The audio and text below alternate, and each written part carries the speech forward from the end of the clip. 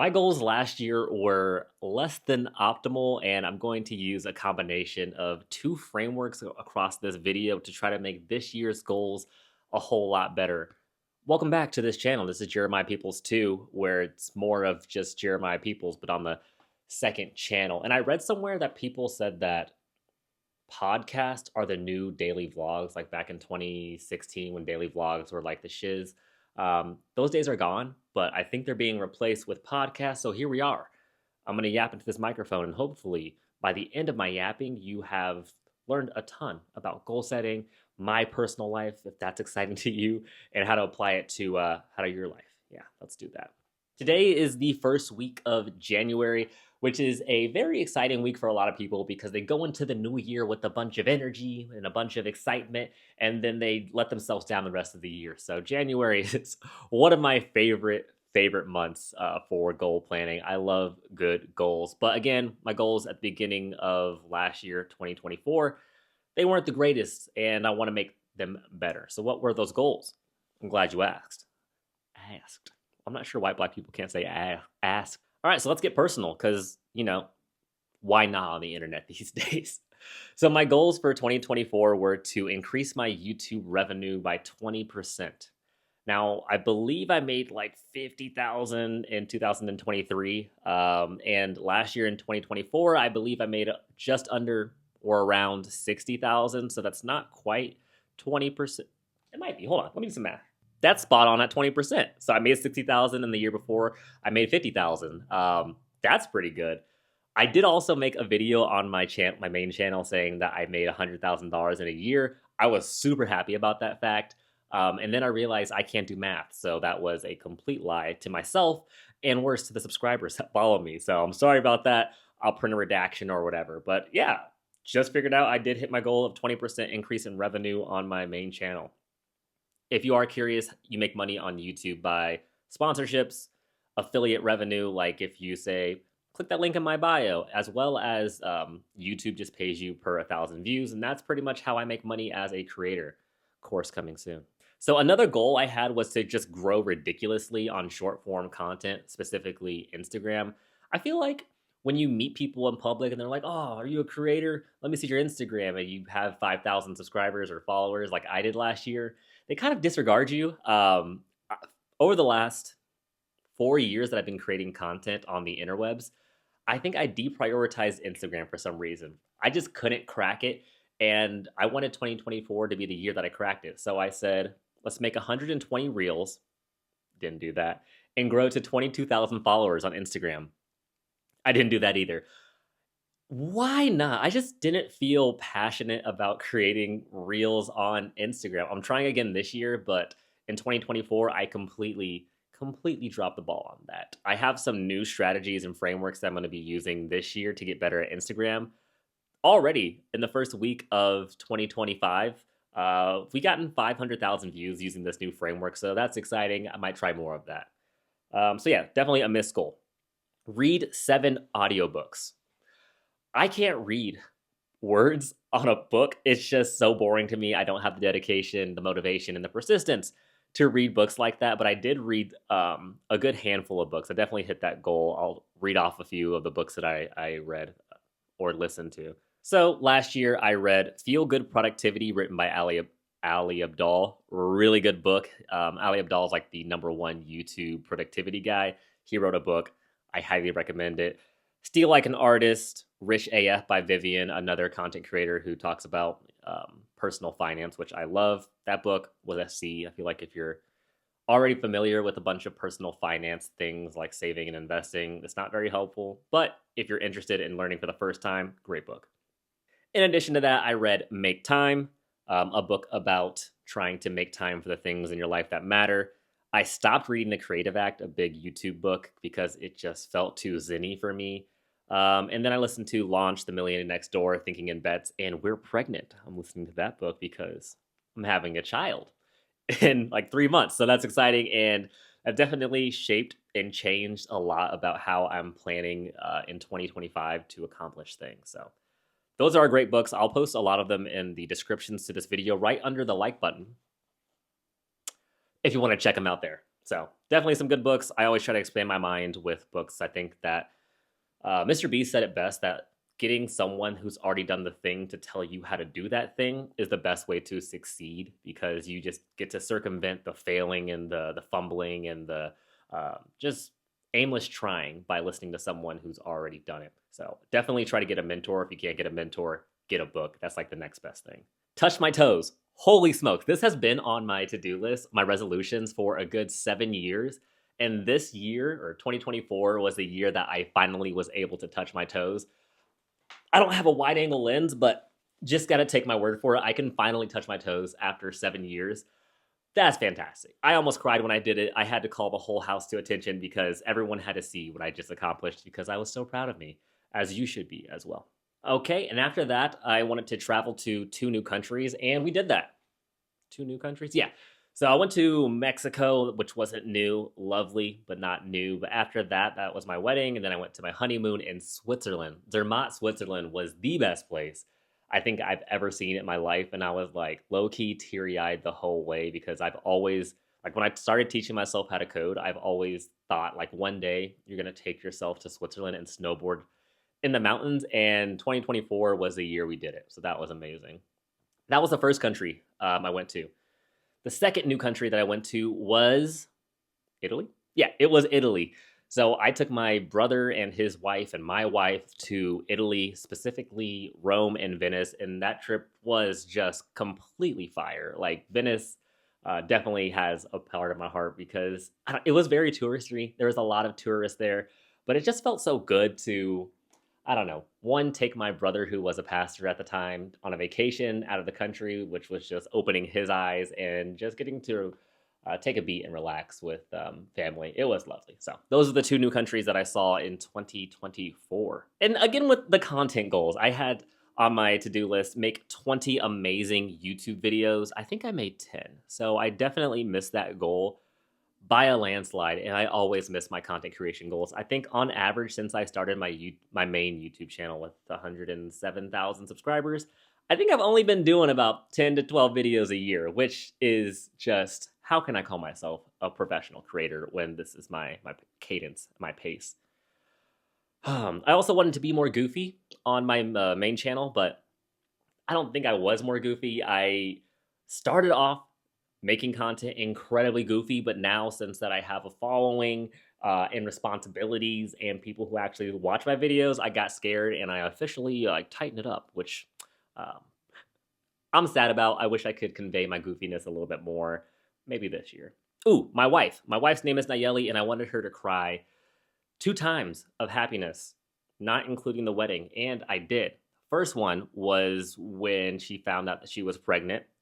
Come on now. Good job, Jeremiah. And the second time, I definitely made her cry with happiness another time. I can't remember it right now, but I definitely did. So we'll check that as complete. Spanglish Fridays. Speak Spanglish all day on Fridays, and that was like a near miss because my wife started setting a calendar alarm every day at 4:20 blaze up. She would start speaking to me in Spanish. She's Mexican, by the way, so that would help me.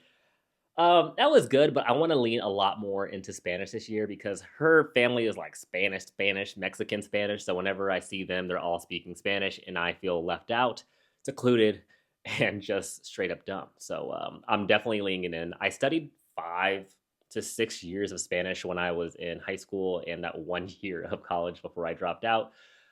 So I know a lot of like the core concepts of Spanish, but I think I want to get a lot better at being immersed. So I've been listening to Bluey, like a Spanish cartoon, every morning to try to get more involved in the Spanish culture. Ooh, and then the last goal of 2024 before I talk about the system and the framework that I'm applying this year is to gain weight. Specifically, I wanted to gain 8 pounds. I started off the year at 159 and a half pounds, and I wanted to end the year at 167 pounds. But I ended the year at 171 pounds. So your boy put on some weight, straight muscle. You can't tell because I'm wearing black, but there's gains in there. Take my word for it once again. Okay, now those were the goals that I had for 2024. And again, I love my goals. I love the frameworks that go into goals, but In 2024, I think I dropped the ball on making good goals, which, come on, shame on you, Jeremiah. I think if I want to make better goals for this year, I'm going to apply two things. First is SMART. Most all of my goals were smart ish, but they weren't exactly smart. And SMART is an acronym for like building good goals, and it stands for specific. So your goal should have a specific thing that you want to achieve. That's easy. Measurable, which is a good one. You can't just say, I want to gain weight. You have to attach something that you can measure to it. Like, I want to gain 5 pounds or lose 5 pounds. The A stands for, hold on now. Where's the A? Oh, the A is achievable. Something that is actually able to be achieved. Like, you can't say, I want to go to the moon this year. Unless you're Elon Musk and you're sitting on billions, unless you're Elon Musk and you're sitting on billions of dollars, I don't think that's achievable. So make sure that your goals are actually achievable in the time frame that you set. I'm going to skip a couple letters, go to time because I just talked about it. Make sure it's time bound. Typically, when people set New Year's resolutions, it's for 1 year. And I think that's a good time bound. If you want to add a little bit more spice to it, you can do it quarterly or monthly or weekly. And that makes sure that you're more on track to achieving your goals instead of just like, ah, man, I missed it by a year.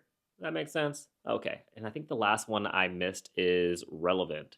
Ensure the goal supports the mission, vision, and priorities of your objectives. That one I don't hold too close to the chest because I don't know. So a lot of my goals in 2024 were smart, but they didn't have input verbs next to them. So an input verb is something that I'm doing along the way to get to my goals. So for example, if I wanted to gain 10 pounds, healthy 10 pounds, that's a goal. That's a smart goal. I want to gain 10 pounds by the end of the year. Everything about smart applies to that. However, there's no real input goals attached to that goal. So this year, I really want to make sure that all of my goals have inputs along with them that I can be checking them off. And those inputs in it of themselves, is that how you say that expression, are also goals. So I want to gain 10 pounds. I'm using that one a lot. Instead of that just being my only goal, I also want to have some sub-input goals, like I want to go to the gym at least 4 times a week. I want to consume X amount of calories per week. So with every single one of my goals in 2025, I'm going to be attaching some input actions to go along with those goals. I said a lot of words. Let's bring it back into my goals for 2025 and see how we can actually achieve some of these things.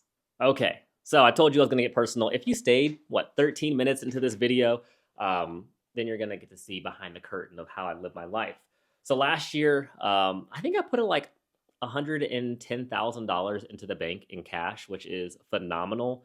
It wasn't on my goals or anything, but that's what I did last year. That was like, I don't know, some percent. I'll leave it at that. That was some percent of my net worth. This year, I want to go even harder, and I want to increase my net worth by 53%, which would be very huge for me. My goal for every dollar that I make is to achieve financial independence, meaning my house is paid off in cash, my car is paid off, I have no debts, and I can then start to do this YouTube thing full time without the concern of my family starving if my views go down. That's a lot of stress. I don't want that. So anyway, my goal for this year financially is to just end the year with 53%. And my inputs, 53% increase in my net worth. And my inputs are to continue to dollar cost average into the S&P 500. I'm not a financial advisor. This is not financial advice, but the favorite stock that I like to buy is ticker symbol VOO. It's an index fund of like all the top 500 companies in the US, and it tracks the performance of the US stock market. And historically, that has gone up like 8% to 12% year over year for the last 100 years straight. So it's a very safe-ish stock if you want to bet on the US stock market, which I do. And that's why I invest in that. I love that stock. I think this year, actually, don't even think. Let's look it up. This year, that stock for me, this year, I mean the last 365 days. Give me a second. I have this thing on my phone to where every time I open an app that I open too frequently, it makes me slow down. And Robinhood, my investing app, is one of those apps. Anyway, last year, the stock market for me did 28% increase. That is huge. That means if I put in $100,000, I made $28,000 just by putting my money into this index fund, which is incredible. So hopefully through that, I can continue to grow my net worth. Now, that's just one of my inputs. Another one is to deploy my web dev course. I've been saying I was going to deploy this course for the longest time. I have all the content built. I'm just lazy. I need to set this system up and just hit record. It shouldn't take more than 8 hours to finish the filming and editing of it, and that's all I have left. But I have some friends that have built courses like this, and they make like $50,000, $60,000, $100,000 the weekend they launch the course, which would be huge. So there's a lot of people in my main channel community who want to learn how to code specifically from me.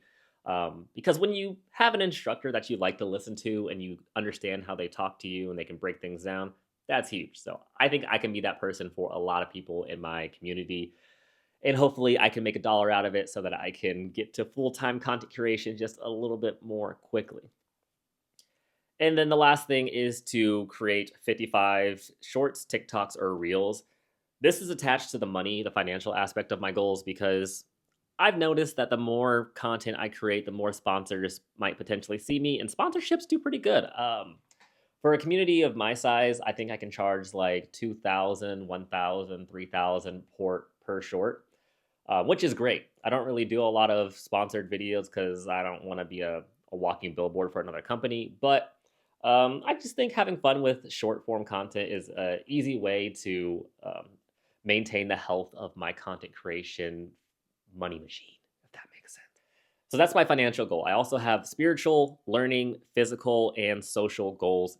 You're welcome to stay around if you want to listen to those. I'm going to be talking about those. It'll be interesting to come back to this next year in 2026 and see how many of these I achieved. So my spiritual goal, which I don't ever talk about because I'm not a big fan of sharing spirituality on the internet because I think it's a personal thing and I don't want my little influence I have on the world to change anyone else's spiritual beliefs, if that makes sense. But since we're here on the second channel talking about it, let's get into it. Okay, I thought my lips were ashy. So the only relationship that I've seen work very successfully in my life is my parents. And I asked my parents, who have been married for 35 years and have 5 successful kids, how did you guys do this? And they said, Jesus. So I want to get more Jesus-y because I'm having a boy. I'm having a new child, and I want to be the absolute best for that child, for myself, for my child, and have a North Star of how I'm governing this household, how I'm governing myself, and how I'm teaching my sons in the best practices. So get more Jesus-y. But that's just, again, that's like a wide goal. My input goals with that are to listen to the Bible, the entire Bible, so that's 15 minutes a day, and then dedicate 10 minutes of prayer. Okay, that was gross uncomfortable for me because I don't like talk about my spirituality on camera, but since I'm going to be a little bit more transparent in this video, you're welcome. But I have learning goals as well. Here we go. So my learning goals are to learn how to cook 3 meals. I am very, very terrible in the kitchen. I am no good, honestly. But in my vows this year, because I got married earlier in 2024, I told my wife that I promised to learn to cook, and that is more important now than ever before because she is having the child in 3 months, and I need to step up to help our family eat. So that's one of my goals. Cook 1 meal a week is one of my inputs up until the child comes, so that I know how to feed my family, which is an interesting concept that I don't know how to do right now. And then Spanish practice. I want to be able to confidently have a conversation with my wife's family as well as my wife. Now, to do that, I've broken that up into some inputs. Obviously, if you haven't guessed it already, the first is 2.5 weeks on average of Spanish speaking, 22 minutes per day of solo practice, 15 minutes a day of practice with my wife, who's just so patient. She's amazing. Spanglish only Fridays once again, and then 1 hour a week of asking Nayeli or artificial intelligence Spanish questions, like questions about the culture. And I've been using ChatGPT a lot to use this. I'm not sure if you've ever used ChatGPT to learn a language, but it's pretty phenomenal. Even for the free tier, I think you get 20 to 25 minutes of like voice credit. So you can go back and forth with this artificial intelligence and it can tell you when you're messing up. It can slow down things. It can break them down in ways that are easy to understand for you, which is um, a huge benefit.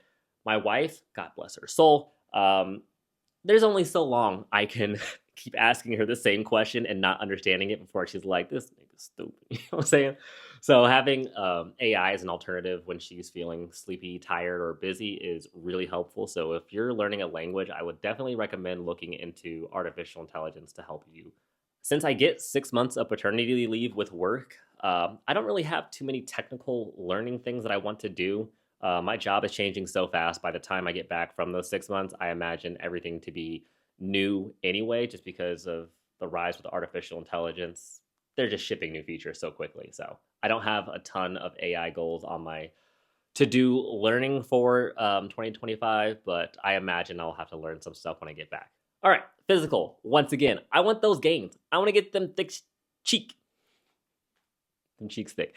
So I want to weigh 180 pounds, which is the heaviest I will have ever weighed in my life. And I want that in pure muscle, which is 9 pounds more than what I currently weigh. And again, I got some inputs to go along with that. I want to have an average of 4 lifting sessions a week. I want to check in with my brother. So my brothers and I have 4 older brothers, Jonah, Jordan, Jacob, and Josiah. We have this group chat of the brothers. We're pretty active in it. And I want to send check-ins every single day that I do work out in that group chat to, one, inspire them to make sure they're getting their workouts in, not getting too squishy, and to, two, hold myself accountable to make sure I'm hitting my 4 workouts a week. So if you need an accountability partner, try your siblings, try your friends, get a group chat going, spin it up. And then one other thing that I want to do is have one dedicated stretch session. My goodness, I can't speak. One dedicated stretch session a week of 45 minutes or more. I realize that when I'm squatting or kneeling, I can't really bend over too much without my lower back hurting because I have just a incredibly weak core and spine. And I think it's kind of important that I'm able to bend over and change my child's diapers as my child ages and poops and stuff. So I want to be able to make sure that I'm not only strong and thick, but I'm also flexible and I have the core strength to change my child's diaper. It's a harder task than you might have think, but that's what I want to do. And then social. This is my last one. If you're still here, thank you so much. My last social goal is to call all of my family members at least once a week. And I'm pretty good at this for the most part. I'm able to just call them naturally because I like talking to them. I call my mom every single day at 9:30 a.m. just to chat every single day without fail. We're homies. And I also want to do the same for my brothers at different times throughout the week. So yeah, stay in touch with my family. I love them. They're nice and they help me stay on track with most all of my goals. And then the last one is to check in with my wife's family once a month. I don't want to be too overpowering or overbearing or just too much. I know I am a lot at a lot of times, so I don't want to be all up in their business or annoying them. So once a month for that side of the family, I think sounds good. So that's it. Those are my goals for 2025. And it's interesting. This is the first year where I don't really have a ton of content creation goals because this new kid, I don't know what to expect. This is my first child, and I am imagining that it's going to be impossible for me to understand who I will be myself when I have this new little guy. So yeah, no content creation goals for the most part this year, outside of like the easy 50 videos to make on TikTok. Um, and yeah, this is a really weird season in my life. Like usually 1st of January, I'm like leaping into trying to be the best version of myself with content creation and just churning out um, content courses and things of that nature. But this year, like with the kid coming up, I just have a lull in my life. I feel very calm, which that's a new feeling. And I haven't felt that I haven't felt that in 4 years since I've been doing this content thing and trying to get a job in tech. But for the longest time, it was like grind, grind, grind so you can get a job in tech, grind, grind, grind so you can hit 100,000 subscribers, grind, grind, grind for that promotion. And thankfully, we've hit all of those things after grinding. And I just feel like taking a breath of fresh air and just slowing down for the first time in 4 years. an incredibly weird feeling.